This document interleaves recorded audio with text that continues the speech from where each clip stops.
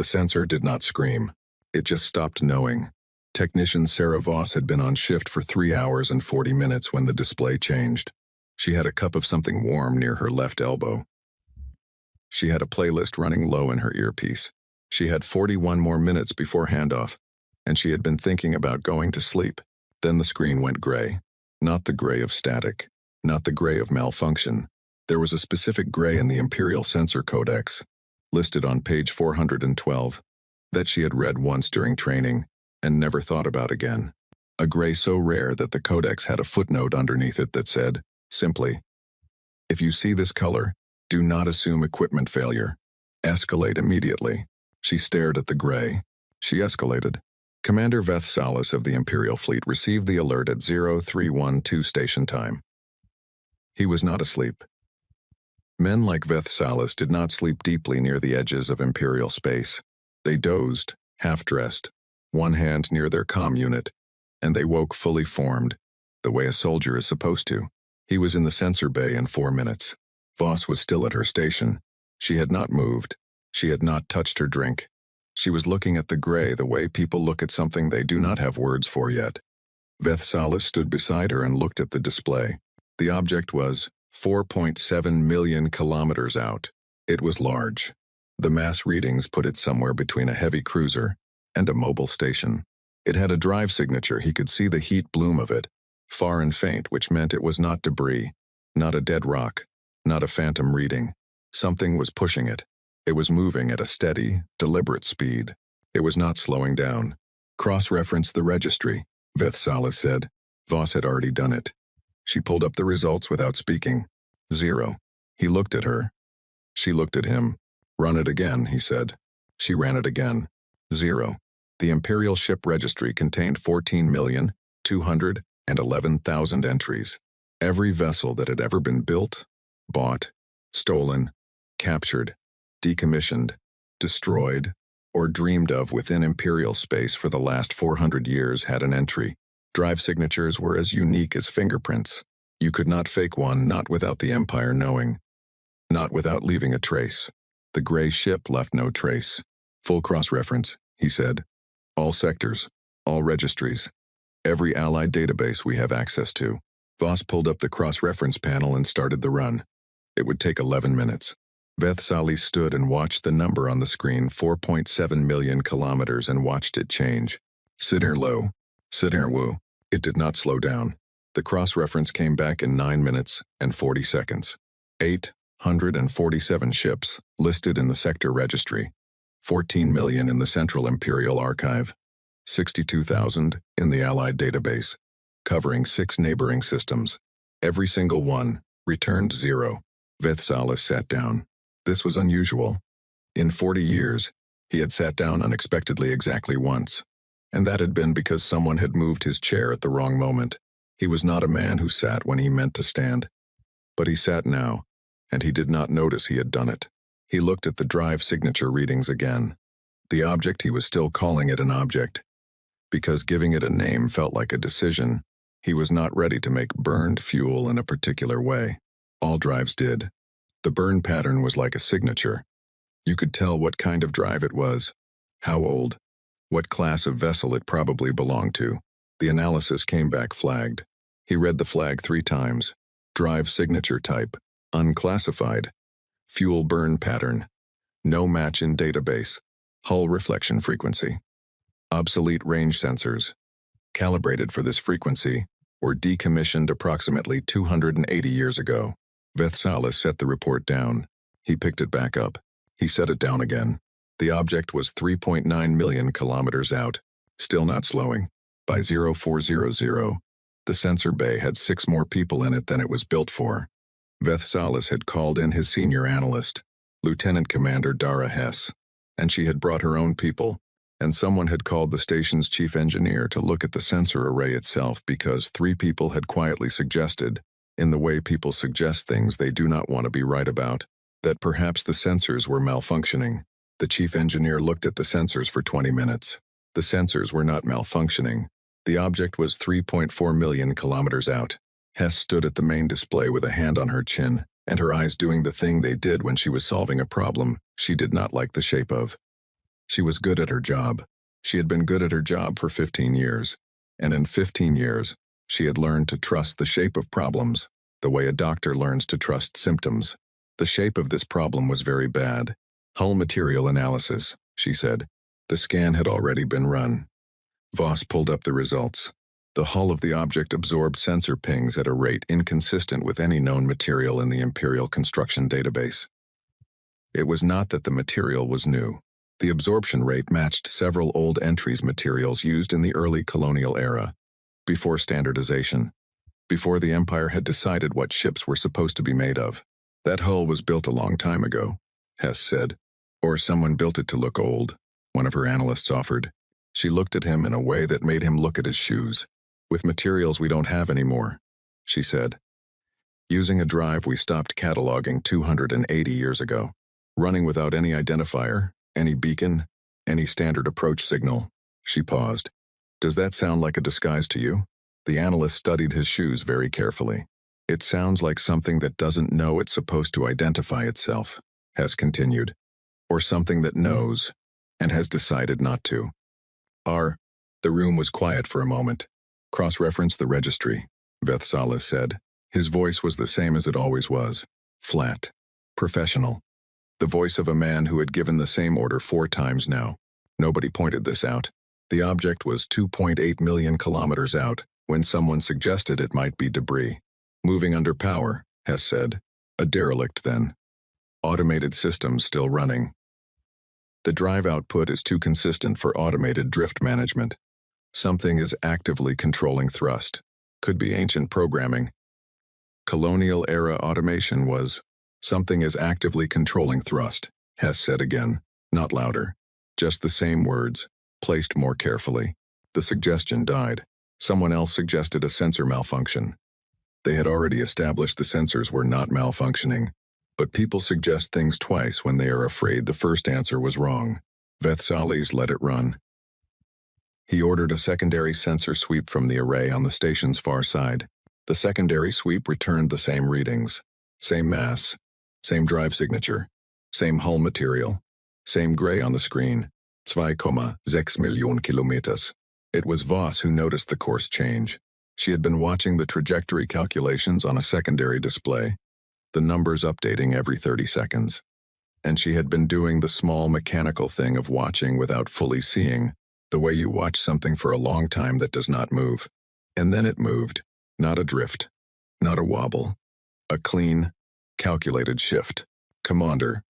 Her voice was very quiet. The room heard it anyway. Vethsalis looked at the trajectory overlay she was pulling up. The old course was shown in white. The new course was shown in a dull orange, because orange was the color the system used when a recalculated trajectory pointed toward an Imperial asset.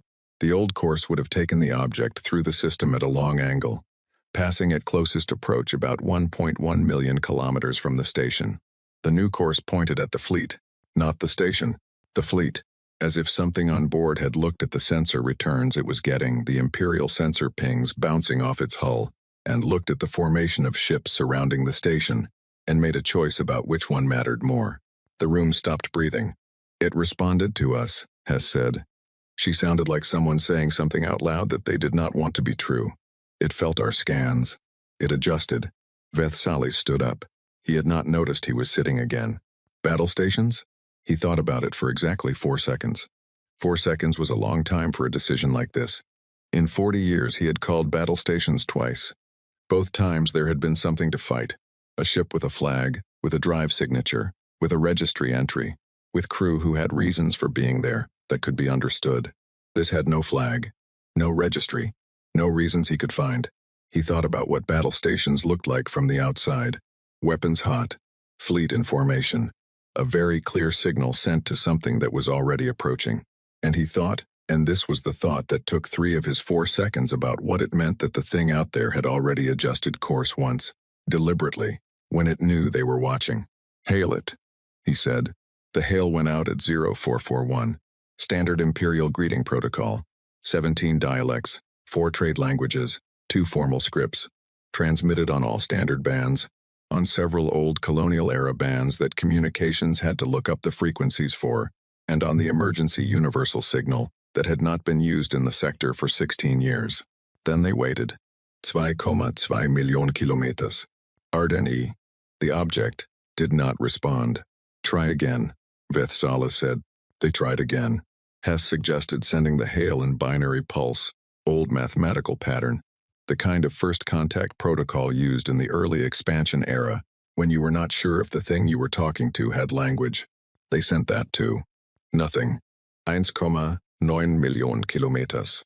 Hess was pulling every archived record she could access, old contact reports, anomaly logs, anything from this sector or neighboring sectors that mentioned unregistered vessels, unknown drive signatures, hull materials from the colonial era.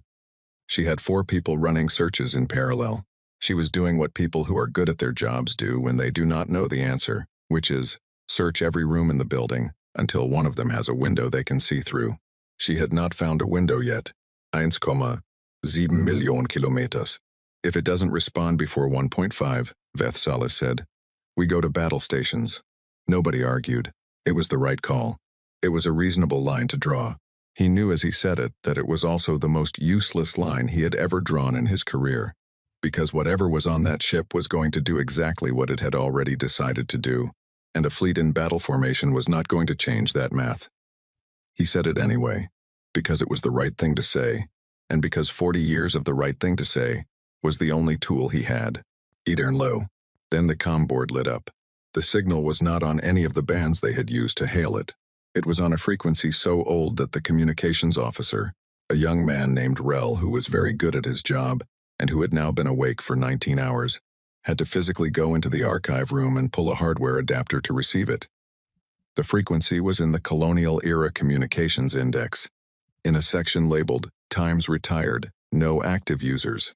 It took 11 minutes to get the adapter hooked in. In those 11 minutes, nobody in the sensor bay spoke. Vethsalis watched the object 1.55 million kilometers now, inside the line he had drawn, and he did not call battle stations, because the signal was coming in. And calling battle stations while the thing was trying to talk to you was the kind of decision that ended careers, or wars, or both. The signal resolved. It was audio, not video, just a voice. And the translation matrix, which processed language input and matched it to known languages in the Imperial database, went through 17 dialects and 4 trade tongues, and stopped, flagged, and produced a result that Vethsalis read, and then read again. Language group, old trade standard variant unknown, secondary components, unidentified, estimated language age, 300-900 years, translation, confidence, 61%. 61%. The matrix had never returned 61%. It had returned 99, 100, sometimes 94 for heavy dialect.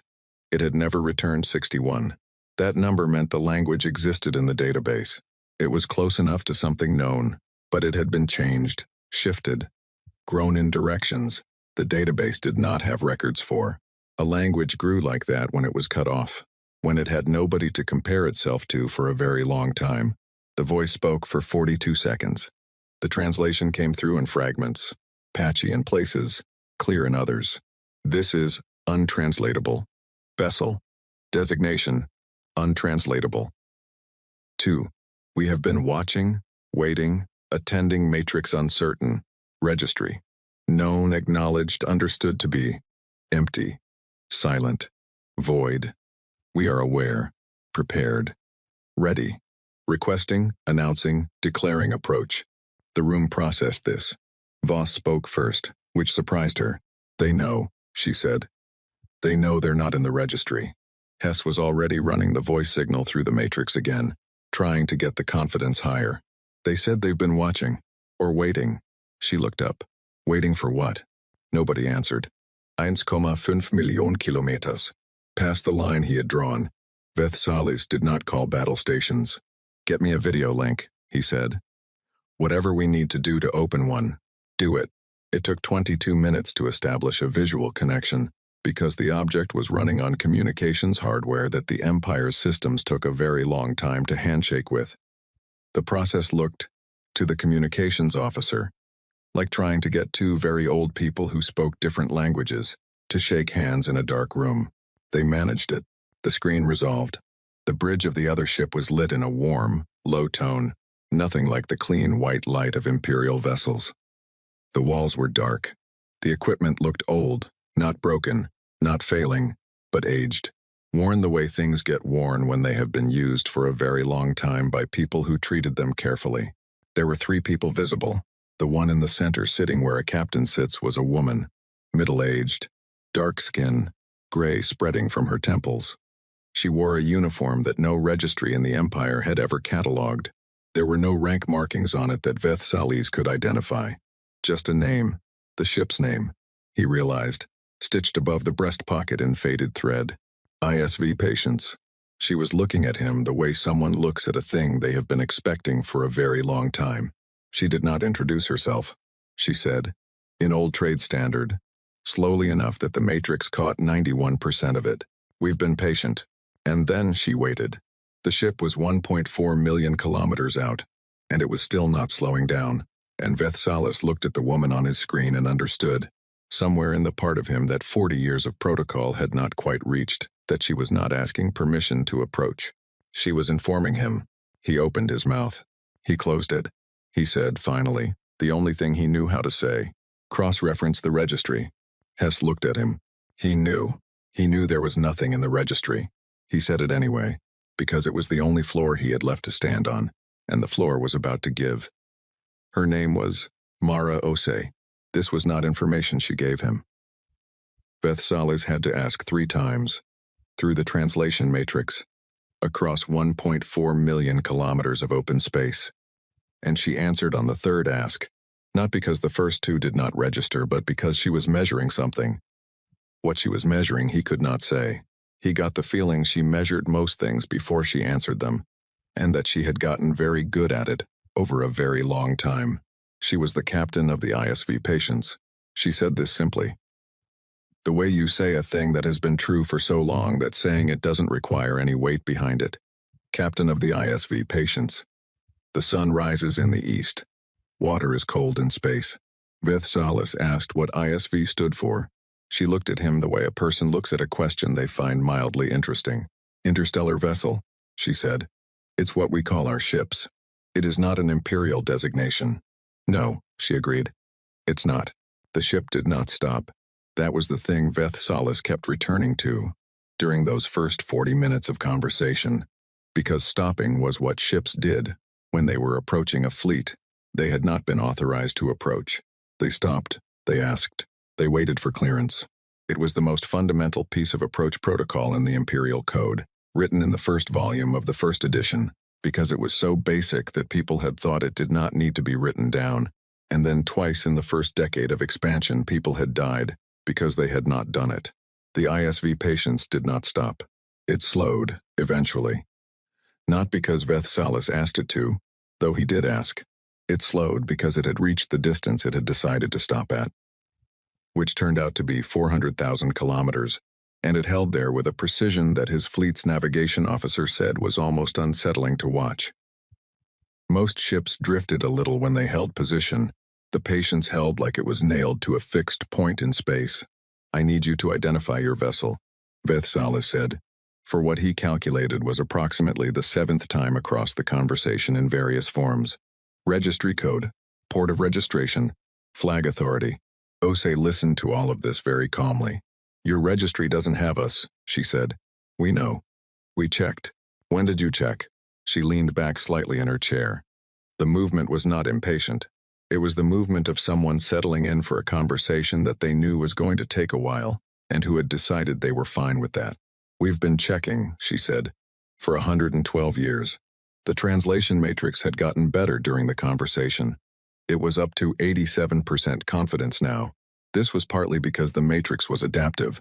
The longer it processed a voice, the better it got at its patterns, and partly because Ose was being very deliberate about her speech. Not slow, just deliberate. She was shaping her words for the matrix, and she knew she was doing it, which meant she had known the matrix would be used before she called. She had prepared for this conversation.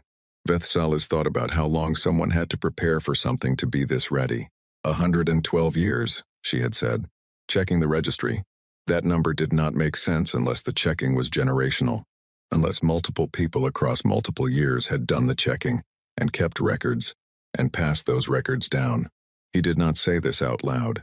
He filed it in the part of his mind where he put things he needed to come back to. "Where did you come from?" he asked. She gave him coordinates. He had Hess run the coordinates on a secondary screen where Osei could not see the results.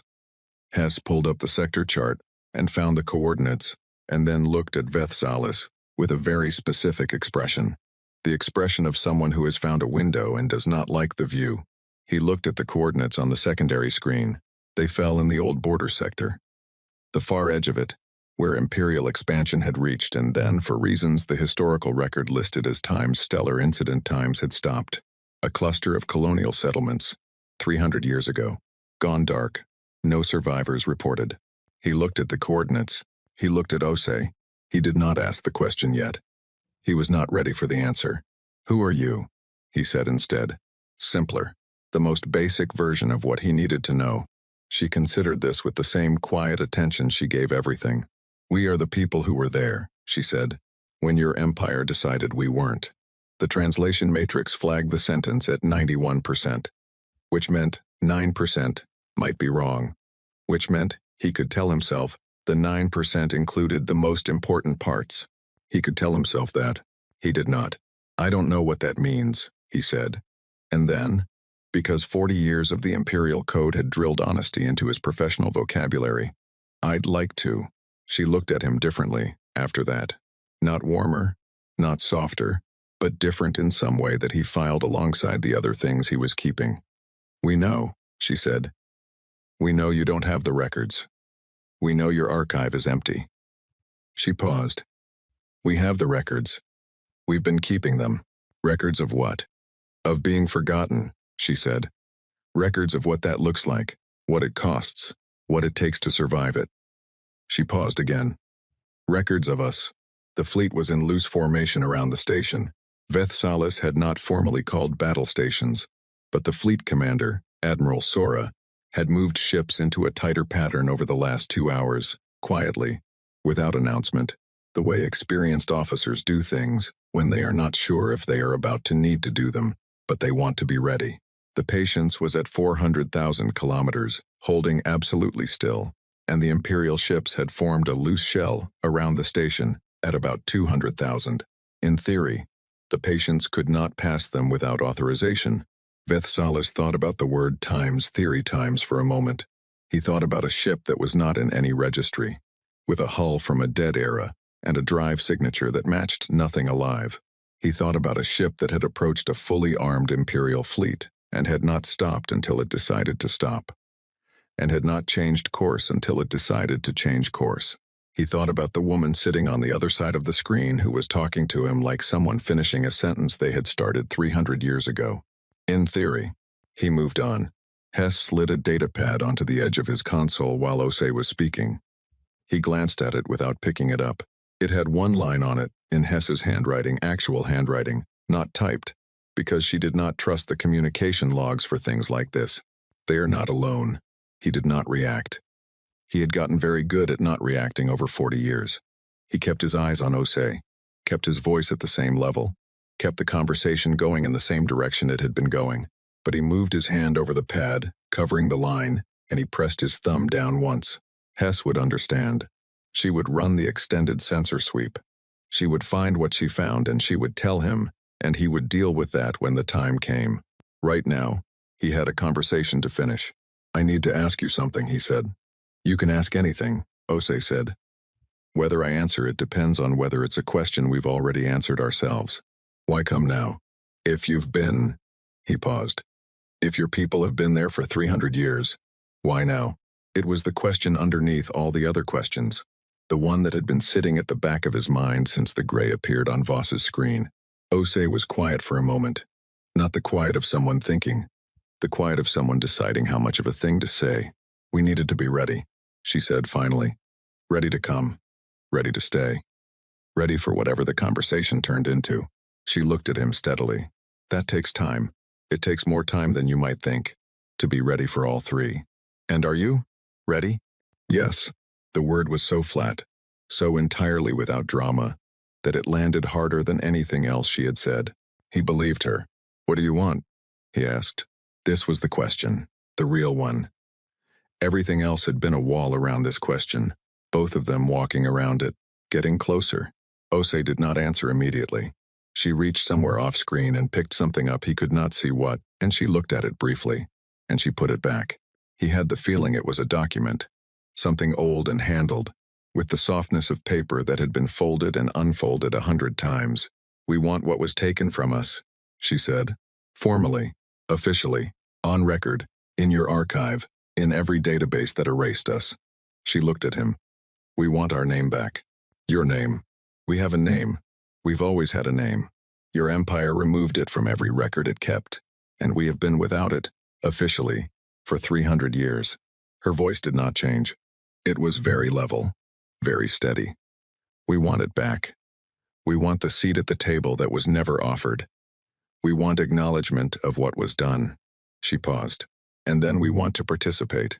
In your councils, in your decisions, in the things that happen in this galaxy, which is also our galaxy." Vethsalis looked at her. He thought about the size of that ask, the political mass of it, the councils it would require, the debates, the factions, the history he did not fully know but could feel the shape of at the edges of the conversation. He thought about the fact that she had said times what was taken, not times what we lost. That she had said times removed, not times forgotten. That her language was very precise about who had done what to whom. "And if we refuse?" he said. He expected something, a threat, a named consequence, something to put in the report, something to file under Times, leverage Times, so he could look at it and understand the shape of what he was dealing with. Osei looked at him. She did not answer. She folded her hands on the console in front of her, and she looked at him with the patience of someone who had come a very long way and had a very long time, and she said, "Take your time." The call ended 20 minutes later. Osei ended it not abruptly, but with a finality that was easy to mistake for politeness. The way an experienced negotiator ends a meeting by making leaving seem mutual. The patience continued to hold at 400,000 kilometers. Vethsalis stood in the sensor bay for a long time. The room had emptied slightly. It was nearly 0600 now, and people needed things like food and rest, though most of them were taking those things nearby and coming back quickly, because nobody wanted to be the person who was in the bathroom when something happened. Hess came to stand beside him. "Extended sweep is back," she said. "How many?" She had not told him there were ships. He had covered her note with his hand. She looked at him for a moment, because he had gotten to the right answer without the information, and she was noting that, filing it, the way she filed things. 47, she said, all dark, no active emissions. Quote, "Where?" She pulled up the sector overlay on the main display. 47 points, spread through the surrounding space. She had asked the navigation officer to check the formation geometry, and the navigation officer had come back to her with a look. She recognized the look of someone who had run a check and run it again, because they did not believe the first answer. The ships were arranged in a geometric pattern of exact precision, mathematically even spacing, an orientation that put each ship's optimal firing arc, covering a section of space that no other ship's arc covered. It was a formation that had been planned, and planned carefully, by someone who knew exactly what Imperial Fleet doctrine looked like. "They know how we fight," Hess said. "They know how we fight," Vethsalis agreed. He looked at the 47 dark points on the display. None of them had moved. None of them had powered up. None of them were broadcasting anything. They were just there, holding position, the same way the patience was holding position with that unsettling, absolute stillness. He thought about the woman on the screen, the folded hands, the patience in the word itself times take your time times that was not an offer. That was a fact about the people saying it. People who had been waiting for 112 years while they checked a registry that did not have them. People who had been waiting, before that, for 300 years, before they were ready. "Get me Admiral Sora," he said. He picked up his tea, because it was there, and he had forgotten about it and his hands needed something. It was cold. He drank it anyway, because the next few hours were not going to give him anything better. And cold tea was still tea, and small familiar things were the only steady ground he had left. Archivist Len had not left the records division in 11 days. This was not unusual. He often went 11, 12, sometimes 16 days without leaving, because the records division had everything he needed. A sleeping cot behind the west stack, a small window that showed a piece of sky that was technically outside, which he counted. He was 71 years old, and he had worked in the records division for 43 of those years. And in that time, the rest of the station had come to think of him as part of the building. Fixtures do not leave. They are just there when you need them. He was there when the request came in. It arrived at 0823, flagged at clearance level 17. He had clearance level 9. Level 17 was a number he had technically been aware of. It existed in the administrative code, the same way the far edge of a very large building exists. You know it is there. You do not expect to ever stand near it. He looked at the flag for a long time. The request was simple. A record search. 300 years of sector history. Filtered by colony clusters. The old border zone. The specific stellar coordinates that had been included in the flagged request. The search had already been partially run at the fleet command level by people with clearance level 12 and 13, and they had found references to a file, and the file had been found to be sealed, and the sealed file had been escalated until it arrived, eventually, and somewhat inevitably, at his desk, because his desk was where things arrived when they had gone everywhere else. He made himself a cup of tea. He thought about it.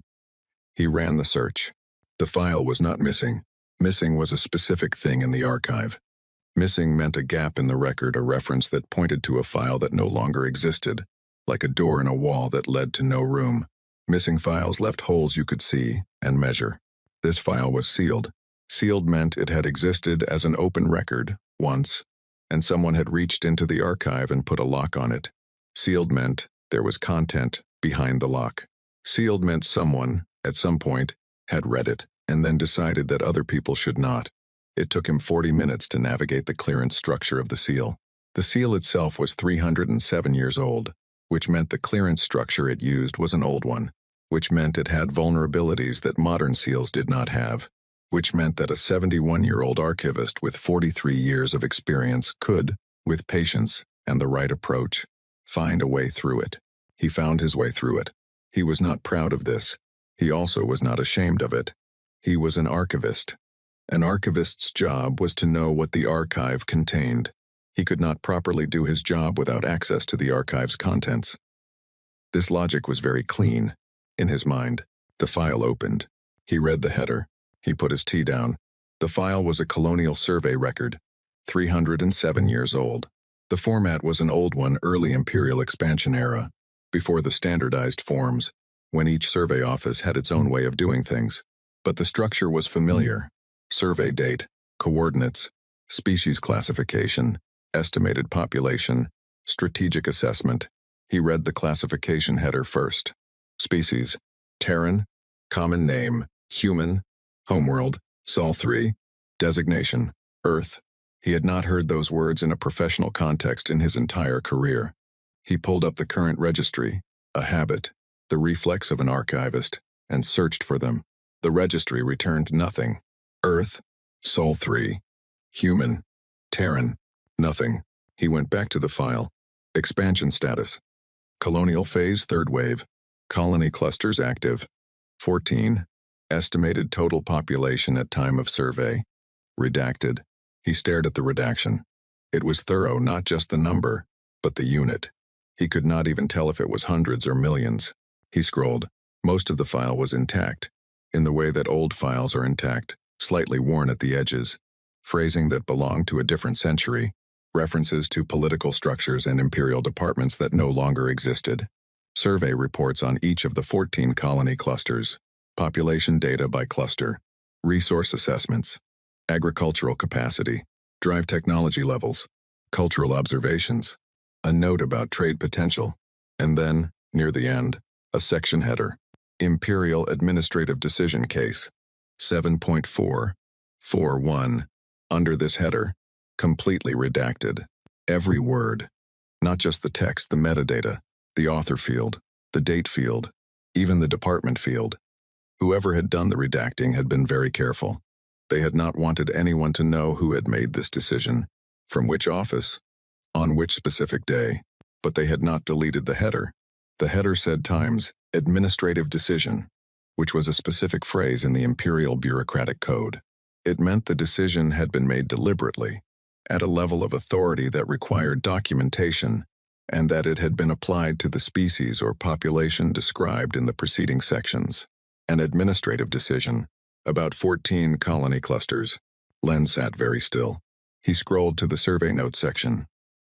The body of the file, before the redactions, was mostly intact. He read through the cultural observation section slowly, because he was an archivist and he read things properly. The survey officers had been thorough. There were notes about language, multiple languages, even within the Terran species, which the survey officer had found unusual enough to flag. Notes about social structures, notes about conflict patterns and resolution patterns, notes about technological adaptation speed, which had been flagged as notable.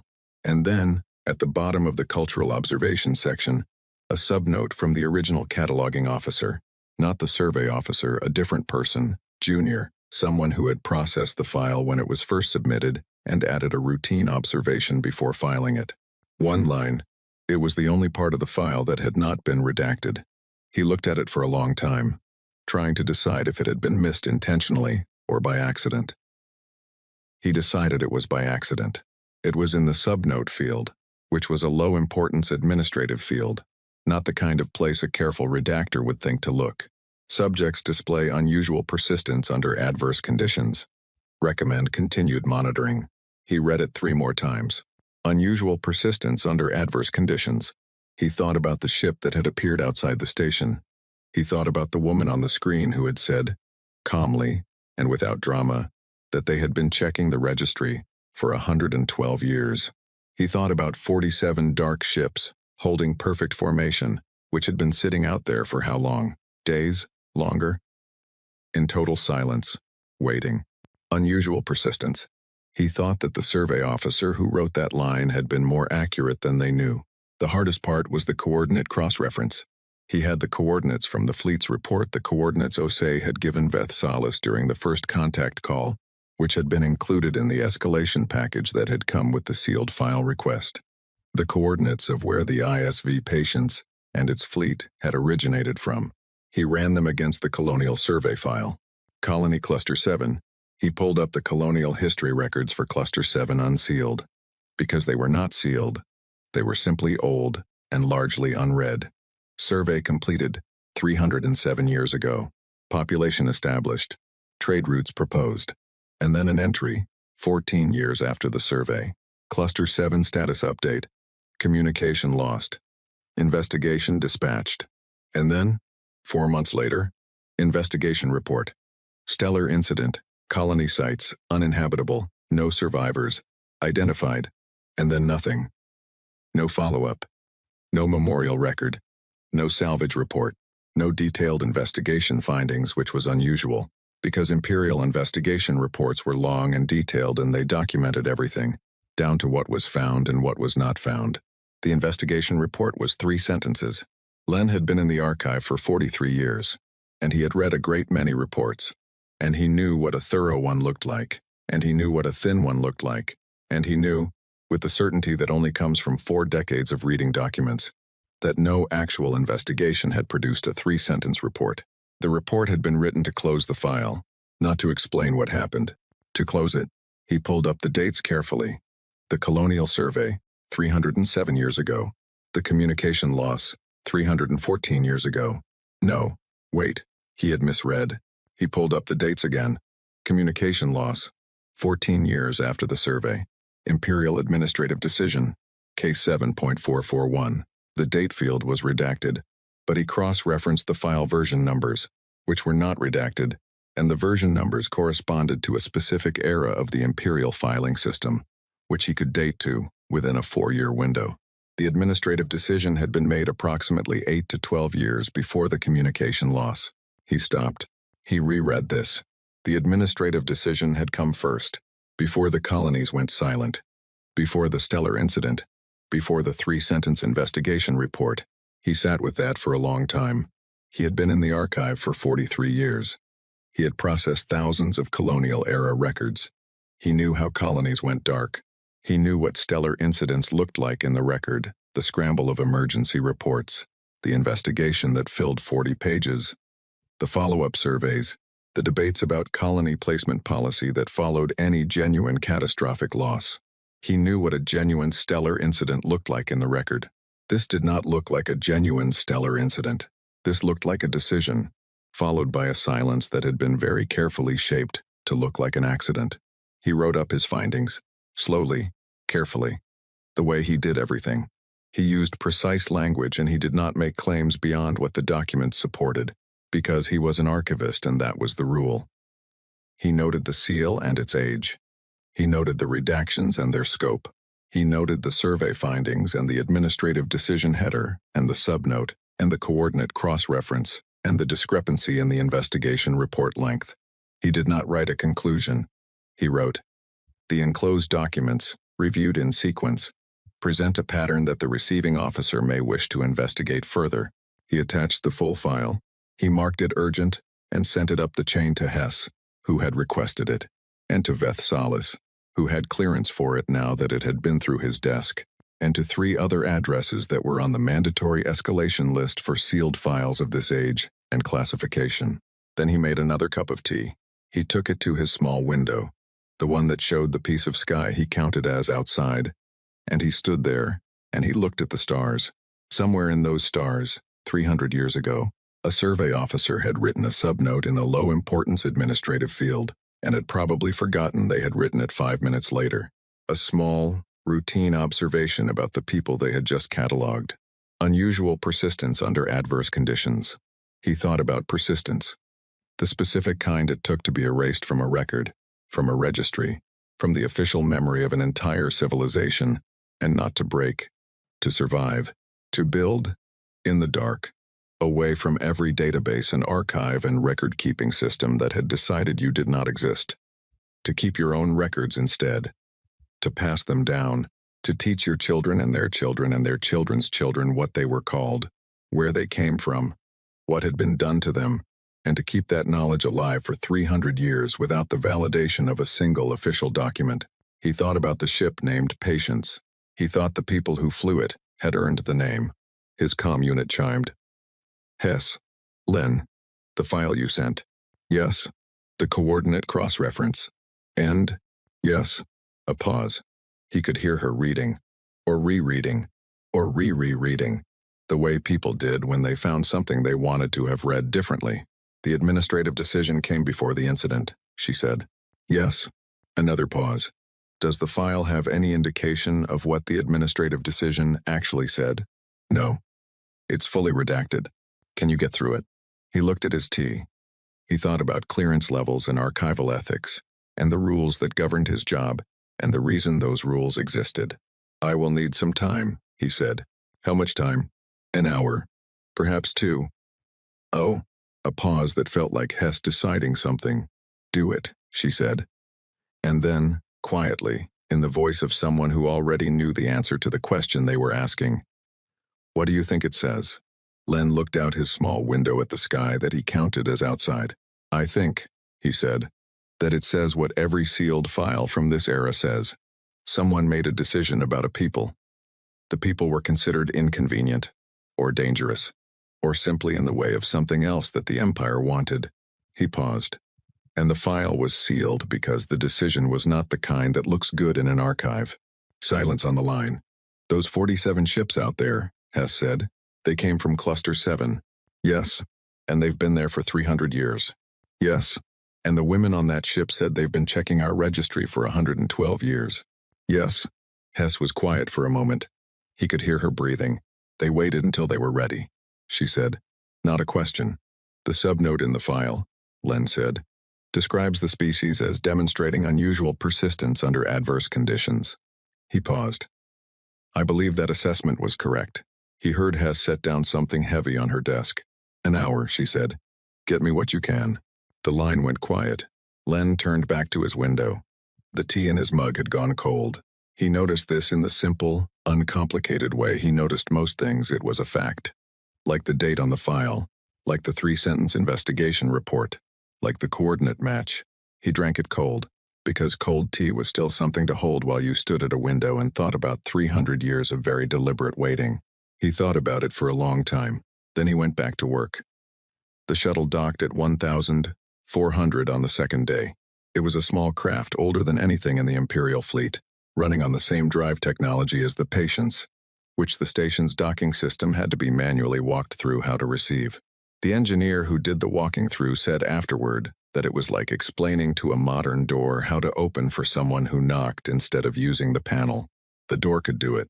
It just had to remember a skill it had not used in a very long time. 3 people came off the shuttle. Osei was in the center. The same uniform, the same ship name above the pocket. She had added nothing for the occasion, no formal wear, no insignia, no decorative markers of rank or status. She wore exactly what she had worn on the screen, in the same worn, familiar way. Like someone who did not dress for rooms. She dressed for work, and the work was the same wherever she was.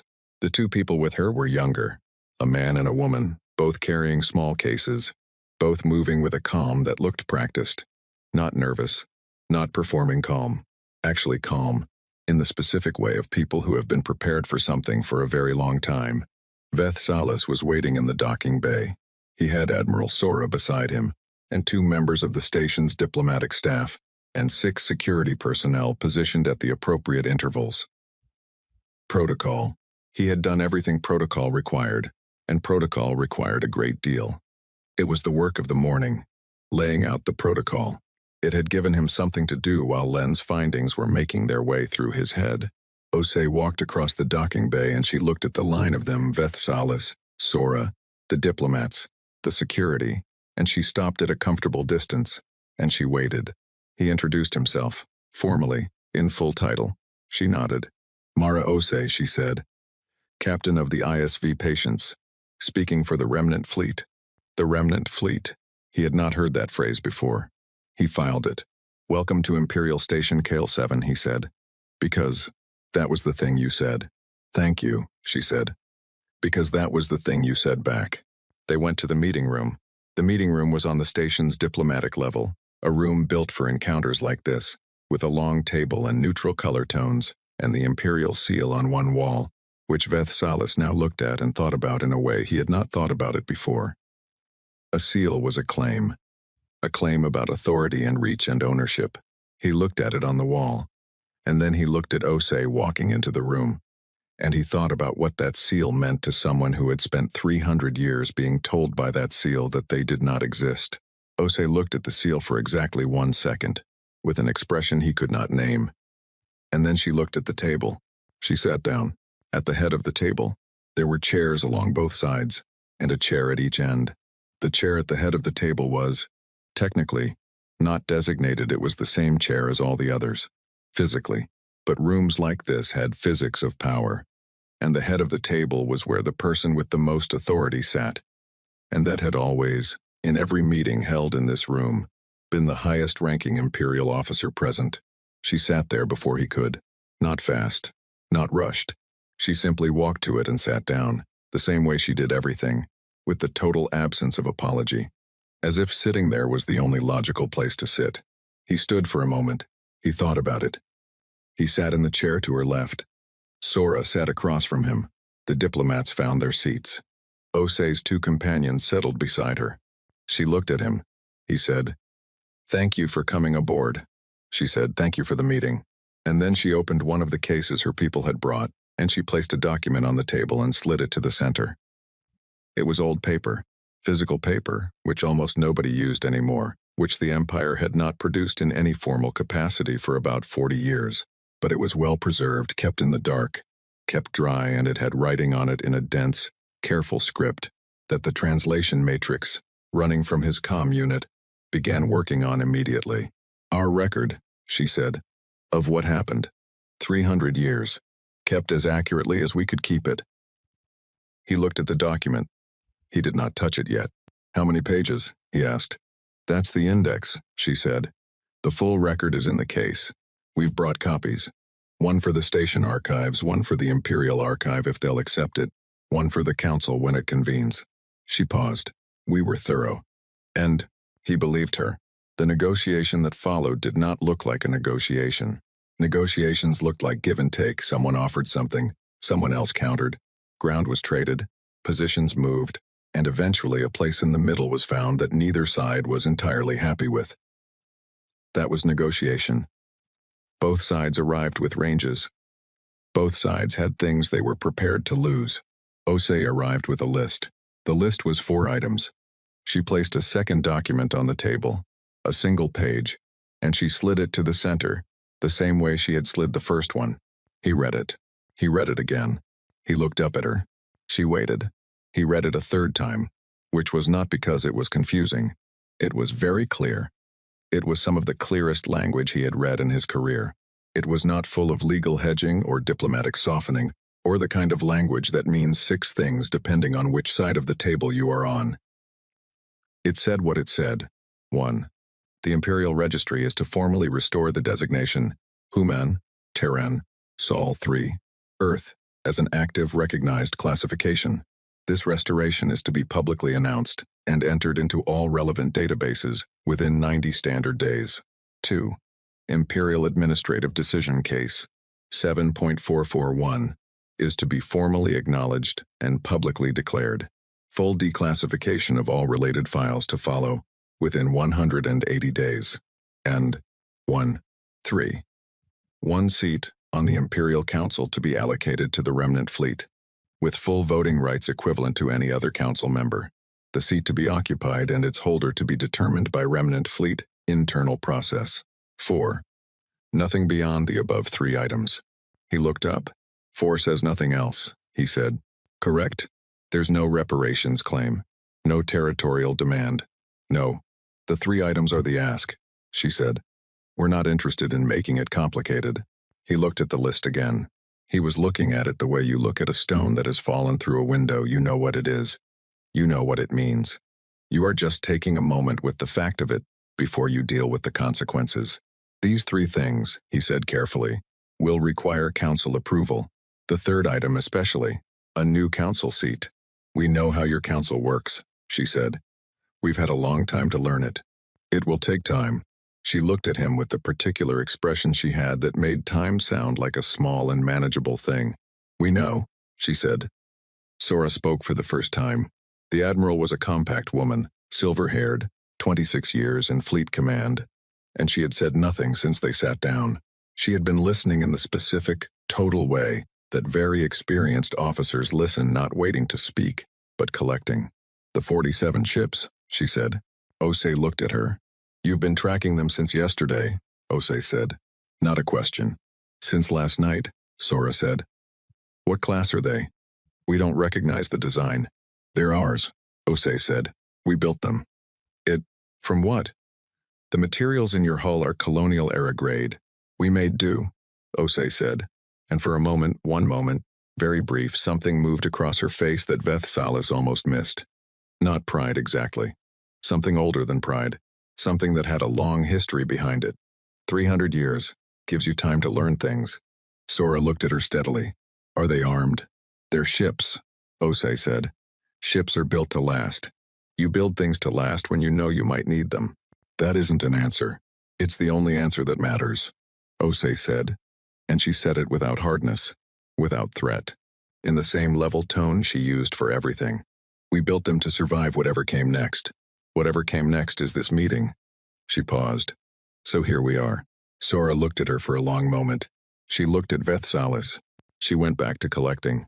The meeting ran for 4 hours. In 4 hours, Osei did not change her list. She answered questions about it, hundreds of questions, from Veth Salas and Sora, and the 2 diplomats who had been very quiet for most of it, but began asking things in the 3rd hour, when they had caught up with where the conversation was. She answered every question in the same steady way. She explained the legal basis for the first item under 3 different frameworks. She explained what the second item would require, in practical terms. She explained the third item's precedent in the early council records, when seats had been added before, and how it had been done. She had done her homework on imperial law in a way that the diplomatic staff found uncomfortable, because the diplomatic staff had expected to be the ones who knew imperial law. She knew it better than they did. This became clear around the 2nd hour, and after it became clear nobody tried to use procedure as a tool to slow things down, because it was obvious that procedure would not work that way in this room. You've studied us, Vethsalis said, not accusingly, just noting it.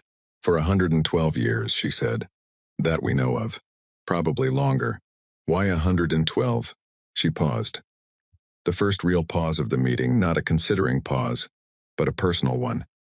Something she was deciding whether to say. That's when my great-grandmother started keeping the formal record, she said, of the registry checks. She thought if we were going to do this, we should document it properly. A pause.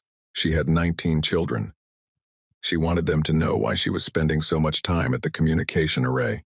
The room was quiet for a moment. He thought about a woman, 112 years ago, sitting at a communication array in the dark of a colony that had been erased from every record, running a search she knew would return nothing, and doing it anyway, writing it down, leaving the record for her children. He thought about what that looked like repeated across 4 generations. What was her name, he asked. Ama Ose, she said. He nodded. She looked at him with something that was not quite assessment but was close to it. You're the first Imperial officer who's asked that, she said. He did not know what to say to that, so he said, I'm sorry it took this long. She did not respond to that. She picked up her copy of the list and she folded it once and she placed it back in the case. The meeting was ending. He could feel it in the way the air in the room changed. At the door, before her people filed out, she stopped. She turned back to face him. You're going to recommend acceptance, she said. Or at least, you're going to recommend it go to council. I can tell. He looked at her. You can tell. I can tell, she said. You've been thinking about the answer since the second hour. People who are going to refuse stop listening around the second hour, because they've decided, and they don't need more information. You've been listening to everything. He considered this. What if the council refuses? He said. She looked at him. The same look she had given him on the screen 2 days ago, when he had asked the same question, in different words. The look of someone looking at a question that already had an answer. Take your time, she said, and she left. He stood in the meeting room after they were gone. The document was still on the table, the index she had left. Physical paper, 300 years of record keeping, in a case being carried back to a shuttle. He looked at the document on the table and he thought about the case, and the full record inside it, and the generations of people who had maintained that record in the dark. Sora came to stand beside him. They stood in silence for a moment. What do you think? He said. Sora had commanded a fleet for 14 years. She had a long, professional relationship with clarity, and she did not waste words. I think, she said, that the 47 ships have not moved, and have not powered up, and have not broadcast a single threatening signal in 2 days. And I think that is more frightening than anything they could have done. She paused. Because it means they don't need to threaten us. They already know what the math says. Can. He looked at the document. I need to send a full report to the council, he said. Yes. It's going to take time for them to convene. Yes. She knows that. She knows everything we've told her, and some things we haven't, Sora said. Send the report, and be honest in it. I'm always honest. Be honest about how it felt, Sora said. To sit in that room. What it felt like to talk to her. She paused. Because the council is going to need to understand what we're dealing with, and I don't think sensor data is going to cover it. He picked up the document from the table. Old paper. It was thicker than he had realized. The index alone was 30 pages. He thought about what the full record weighed. Go, Sora said. Write it. He went. The council chamber on the capital station was built to be impressive. It had been built 400 years ago, in the first decade of the Imperial expansion, when the founders had understood that rooms shaped decisions, and they had wanted decisions shaped in a particular way. The ceiling was high. The seats were arranged in a half-circle around a central speaking position. The lighting came from above, from narrow windows cut into the station's outer shell, and at certain hours the light hit the chamber floor at angles that had been mathematically calculated to look like consequence. It was a room that was very good at making people feel small. Vethsalis had been in this room 6 times in his career. The first time, he had felt what the room intended him to feel. By the 4th time, he had understood the room well enough to stand in it without being shaped by it. He stood at the speaking position now and he gave his report. It was long. He had written it carefully, the way Sora had asked, and he delivered it the same way. He reported the sensor data, the unclassified gray, the drive signature analysis, the hull material findings.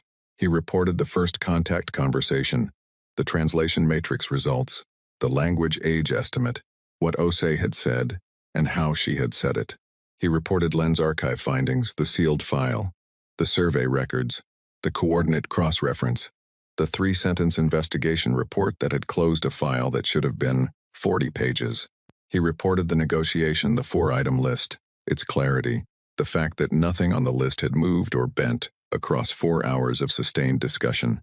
He reported the 47 ships. He showed the sensor overlay, the formation pattern, the geometric precision, the perfect coverage of firing arcs, the total absence of hostile action in the 4 days since they had arrived. He talked for an hour and 20 minutes. The council listened. 41 members. Different species, different systems, different histories within the empire. Some of them he knew by name and record. Some of them he knew only by their faction alignments, which he had studied on the transport flight here because you did not come to a council meeting without knowing the room. When he finished, he stepped back from the speaking position and he waited. Counselor Vaughn spoke first. Vaughn represented the border systems, the sectors closest to where the Patience and its fleet had appeared. He was a tall man, with the careful economy of movement of someone who had grown up in lower gravity stations, and he had a reputation for speaking less than most counselors and meaning more than all of them. The archive file, he said. This administrative decision, case 7.441. Yes, counselor. You've confirmed the redactions are complete. There is no accessible text. Archivist Len is continuing to work on the secondary redaction layer, Veth Salas said. As of the time I left for this session, he had not gotten through it, but the surrounding documents make the nature of the decision. He paused. The surrounding documents tell a clear enough story. Vaughn looked at him steadily. Tell it plainly. Veth Salas had thought about how to say this on the transport flight. He had drafted several versions of it. He gave the shortest one. 307 years ago, he said, a colonial survey identified a species in the border sector. The species had 14 active colony clusters. They were logged, assessed, and determined to be by whoever made case 7.441 inconvenient. The record of them was sealed. The colonies went dark. The investigation that followed was 3 sentences long, which is not an investigation. It is a closed door. He paused. The people on those 47 ships are what happens when the door doesn't quite close all the way. Silence in the chamber. 3 factions emerged over the next 3 hours. The first faction wanted to refuse everything. This position was held by 6 counselors, led by Counselor Brait, who had spent his career on the Military Affairs Committee, and who looked at problems the way a hammer looks at things it is allowed to hit. His argument was strategic. Accepting the terms would set a precedent for other recovered or displaced populations to make similar claims. The council seat in particular was unacceptable. Adding a non-imperial voting member undermined the chamber's authority. He was consistent, and he was loud, and he was, Veth Salas thought, genuinely afraid, which was at least honest. The second faction wanted to negotiate, reduce the terms, accept the registry restoration, which was largely symbolic and manageable. Acknowledge the historical decision in softer language, express regret rather than formal declaration. Offer an observer seat on the council rather than a full voting seat, something that looked like acceptance while actually being significantly less. This was the largest faction, 14 counselors, pragmatists. Veth Salas listened to this faction and thought about Osei in the meeting room, who had studied imperial law for 112 years. Tu Paken, who had answered every procedural objection with more precision than the diplomatic staff could manage. He thought about the 4-item list that had not moved across 4 hours. He thought about offering a reduced version of the terms to someone who already knew exactly what the terms were worth. He did not say this during the session. He waited. The third faction was smaller. 8 counselors, including Vaughn, including 2 others who had spoken quietly during breaks, in a way that suggested they had been talking to each other before they walked into the room. Their position was simple. Accept the terms as written. All 4 items. Counselor Essa of the Academic Sciences spoke for this faction in the 3rd hour. She was elderly, with a precise voice that was used to cutting through noise. I want to address the precedent concern directly, she said, and the room settled, because Essa's voice had the weight of someone who had earned the room's attention over many years. Counselor Brait suggests that acceptance will invite similar claims from other populations. I would suggest to the Council that this logic requires us to believe there are other populations who have been erased from our registry by deliberate administrative decision, survived for 300 years in silence, built a fleet of 47 vessels without our knowledge, and waited until they were completely prepared before approaching us. She paused. If there are other such populations, that problem already exists, and our refusing these terms changes nothing about it. Brait began to respond. Furthermore, Essa continued, in the gentle, immovable way of someone who has not finished speaking, I would like the Council to consider what refusing means in practical terms. Not morally, practically. They have 47 ships, of unknown full capability, that have held position for 4 days without a single threatening act. They have demonstrated restraint beyond what most fleets would show when approaching a hostile posture. They have come to a table. They have placed a document on that table. The document asks for 3 things, the largest of which is a seat in this room. She looked around the chamber. I would like someone to explain to me what refusing a seat in this room accomplishes, compared to what it costs. Silence. Brait said, It costs us authority. Essa looked at him. We already lost that argument, she said simply. 300 years ago. The old general was named Harrow. He had not spoken since the session began. He sat in the back row of the council chamber, because general officers at council sessions were attending in advisory capacity, and sat in the back, and he had not moved from his position in 3 hours. He was 78. He had a long military history, and inside that history was a very specific interest in human strategic behavior, which he had studied as a young officer during a period when such study was considered academically interesting rather than practically urgent. In the 3rd hour, Brait called for a vote on a proposal to formally decline the terms and issue a counter-proposal through official diplomatic channels. Harrow raised his hand. The chamber recognized him. An old protocol advisory officers could speak before a vote, if they raised a hand in the old way, the way that predated the current procedural rules. He stood. Slowly. I have a piece of history, he said, for the council's consideration, before the vote. He did not wait to be told to continue. At his age, he had stopped waiting for invitations that were already owed. 400 years ago, he said. In the very early expansion era, before the Empire had reached this station's coordinates, before most of you or your worlds existed in the Imperial record, there was a first contact encounter with a species in the central systems. He paused. That species walked barefoot across a continental landmass, their entire continent, coast to coast, to establish territorial claim over it. No ships, no weapons. They walked. It took 3 generations. They kept records of every step. He looked at the chamber. They were making a point, not to each other, to us, to the Empire that was watching. They wanted us to understand something specific about how they thought about problems. The chamber was quiet. I have spent my career reading military history, Harrow said, and in that reading I have found one consistent truth about species that survive catastrophic pressure events. They do not come out angry. Anger is a fuel, and fuel burns out. What they come out as is, he paused, looking for the word patient, organized, absolutely certain about what they want, and absolutely willing to outlast whatever is between them in getting it. He looked at Brait. We can refuse these terms. We can issue a counter-proposal. We can begin a negotiation process that might take months or years. He paused. They will wait. They have demonstrated, across 300 years, that waiting is not a hardship for them. It is a skill. And every month we spend refusing to sit in this room with them is a month they spend making their case better. He sat down. He did not say, vote against refusal.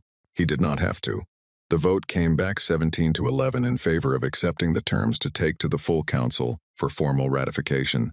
This was not final acceptance that required a larger session, formal ratification, specific legal procedures, but it was a direction.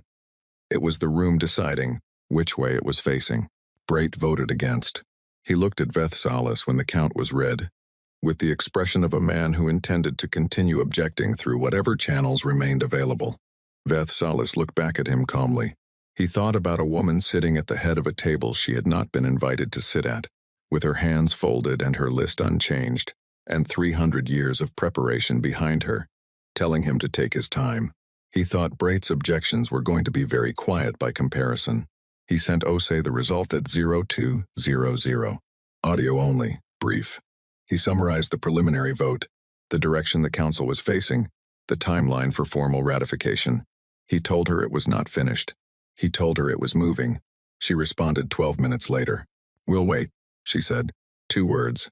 Then, the line closed. He sat with those 2 words for a moment. He had expected something more. He had expected, he realized, relief. Or gratitude. Or some visible release of the tension that a 300-year wait should have accumulated. 2 words. "We'll wait." As if this was one more step in a process that had always had exactly this many steps, and they had always known it. He put the comm unit down. 3 days later, he stood at the station observation window and watched the patients undock. It pulled away clean. Running lights minimal. Drive signature warming in its particular old way, that the sensors still had no category for. He watched it move away from the dock and he watched the space where it had been, which was empty, now in the way all recently vacated docks are empty, a clean absence where something had been.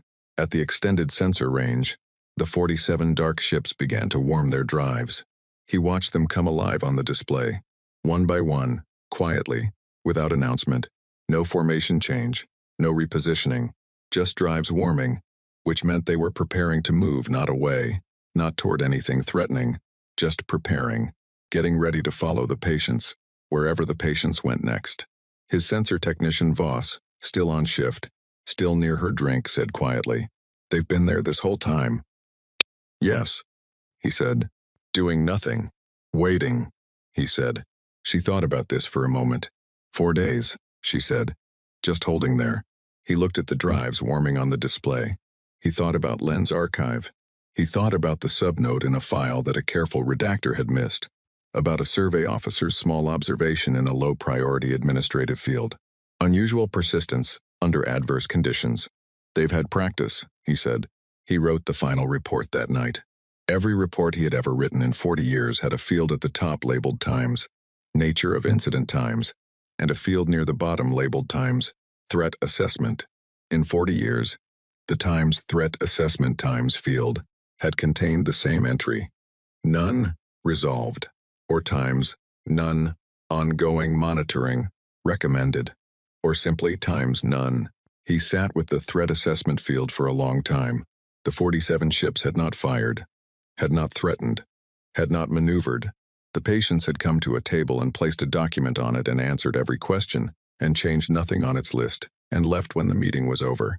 No threat had been made. Not explicitly. Not in any language the Imperial Threat Assessment Code had a category for. He thought about what a threat looked like when it was 4 days of absolute stillness.